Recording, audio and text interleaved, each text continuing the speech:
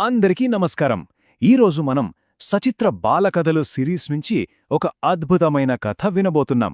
ఈ కథ దేని గురించంటే ఒకే ఒక్క నిర్ణయం ఒక వ్యక్తి జీవితాన్ని, ఆయన చరిత్రని ఎలా శాశ్వతంగా మార్చేసిందో చూపిస్తుందన్నమాట. సరే, అసలు కథలోకి వెళ్లే ముందు ఒక చిన్న ఆలోచన చేద్దాం. ఒకవేళ సుల్తాన్ లాంటి ఒక గొప్ప వ్యక్తి మన ముందు నిలబడి ప్రపంచంలో నీకు ఏది కావాలన్నా కోరుకో అని ఆఫరిస్తే మనమేమడుగుతాం? కాస్త ఆలోచించండి, ఎందుకంటే మన కథ మొత్తం ఈ ఒక్క ప్రశ్న చుట్టూనే తిరుగుతుంది. ఇక మన కథ మొదలయ్యేది సుమారు 1000 ఏళ్ల క్రితం 10వ శతాబ్దపు బుఖారాలో. ఆ సమయంలో రాజ్యంలో, ముఖ్యంగా రాజప్రాసాదంలోనే ఒక పెద్ద సంక్షోభం నడుస్తోంది. అసలు విషయమేంటంటే సుల్తాన్ అబ్దుల్ మంజూర్ గారు ఒక భయంకరమైన జబ్బుతో బాధపడుతున్నారు. ఎంతలా అంటే రాజ్యంలో ఉన్న పెద్ద పెద్ద వైద్యులంతా వచ్చి చూసి చేతులెత్తేశారు. ఇక ఈ వ్యాధికి మందు లేదు, నయం కాదు అని తేల్చి చెప్పేశారు.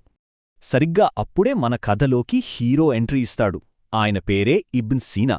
ఎవరూ చేయలేరు, ఇది అసాధ్యమని అందరూ అనుకున్న పనిని ఆయన చేసి చూపించారు. అవును, సుల్తాన్ గారికి విజయవంతంగా చికిత్స చేసి ఆయన్ని పూర్తిగా కోలుకునేలా చేశారన్నమాట.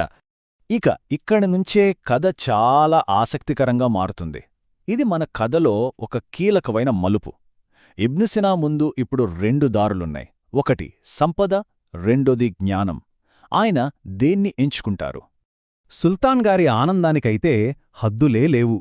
ఆయన ఇబ్న్ సీనాతో నీకు నచ్చింది ఏదైనా కోరుకో అని చెప్పారు. అంటే అక్షరాలా ఒక బ్లాంక్ చెక్ ఇచ్చినట్టే. బంగారం, వజ్రాలు, అధికారం ఏది అడిగినా ఇవ్వడానికి సిద్ధంగా ఉన్నారు. కాని ఇబ్న్ సీనా అడిగింది విని అందరూ ఆశ్చర్యపోయారు. ఆయన ఏమడిగారంటే, మీ గ్రంథాలయంలోకి వెళ్ళి నాక్కావలసిన సమాచారాన్ని రాసుకోడానికి అనుమతి ఇవ్వండి. చూడండి, ఆయన కోరికలోనే ఆయన వ్యక్తిత్వమేంటో తెలిసిపోతుంది. ఆయన సంపదను కాదు, జ్ఞానాన్ని కోరుకున్నాడు. సుల్తాన్ గారు కూడా చాలా సంతోషంగా ఒప్పుకున్నారు. అలా ఇబ్న్ సీనా అసలైన నిధిని సంపాదించుకున్నారు. అదేమిటంటే ఆ రాజ్యంలోని అపారమైన జ్ఞాన సంపదున్న గ్రంథాలయంలోకి ప్రవేశించే అవకాశం. ఆయనక్కడ ఊరికే పుస్తకాలు చదివి వదిలేయలేదు. ప్రాచీన గ్రంథాలు, వ్రాతప్రతులు అన్నింటినీ లోతుగా అధ్యయనం చేశారు.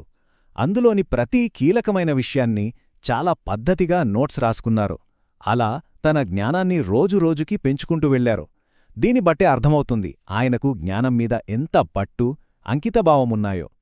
అయితే జీవితం ఎప్పుడూ ఒకేలా ఉండదు గదా. కాలం గడుస్తున్న కొద్దీ ఇబ్న్ సీనా జీవితంలో కూడా కొన్ని మార్పులొచ్చాయి. దీంతో ఆయన తన జ్ఞానాన్ని కేవలం పుస్తకాలకే పరిమితం చేయకుండా దాన్ని బయట ప్రపంచానికి, ప్రజల సేవకు ఉపయోగించడం మొదలుపెట్టారు. ఆయన ప్రయాణంలో కొన్ని కీలక ఘట్టాలు చూద్దాం. ముందుగా తండ్రిగారు చనిపోవడంతో కుటుంబ బాధ్యతల కోసం ఇంటికి తిరిగి వచ్చారు. తర్వాత సుల్తాన్ ఆయన్ని పాఠశాలల ఇన్స్పెక్టర్గా నియమించారు. ఆ తర్వాత జురాన్ యువరాజుకు కూడా విజయవంతంగా చికిత్స అందించారు. దీనివల్ల ఆయనకొక పెన్షన్ కూడా ఏర్పాటు చేశారు. ఇక చూడండి, ఆర్థికంగా స్వేచ్ఛ దొరకడంతో ఆయన ఇంకా దూర ప్రాంతాల్లో ఉన్న గ్రంథాలయాలకు కూడా వెళ్లి తన అధ్యయనాన్ని కొనసాగించారు.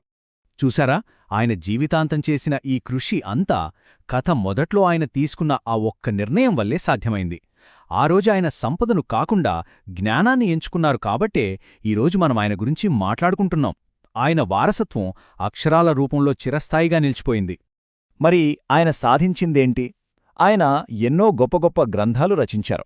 ముఖ్యంగా టిబెటన్ వైద్యం, అలాగే తత్వశాస్త్రంపై ఆయన రాసిన పుస్తకాలకు పండితుల మధ్య ఎనలేని గుర్తింపు లభించింది. అంటే ఆయన కేవలం జ్ఞానాన్ని సంపాదించి తనలోనే ఉంచుకోలేదు, దాన్ని ప్రపంచానికి పంచారు. సో ఈ మొత్తం కథ నుంచి మనం గ్రహించాల్సిన ముఖ్యమైన విషయం ఒకటుంది. మనల్ని నిజంగా అమరులుగా నిలబెట్టేది మనం సంపాదించిన ధనం కాదు, మనం సంపాదించిన జ్ఞానం, దాని పట్ల మనకున్న అంకితభావం. ఇబ్న్ సీనా జీవితం దీనికి ఒక గొప్ప ఉదాహరణ కాదంటారా?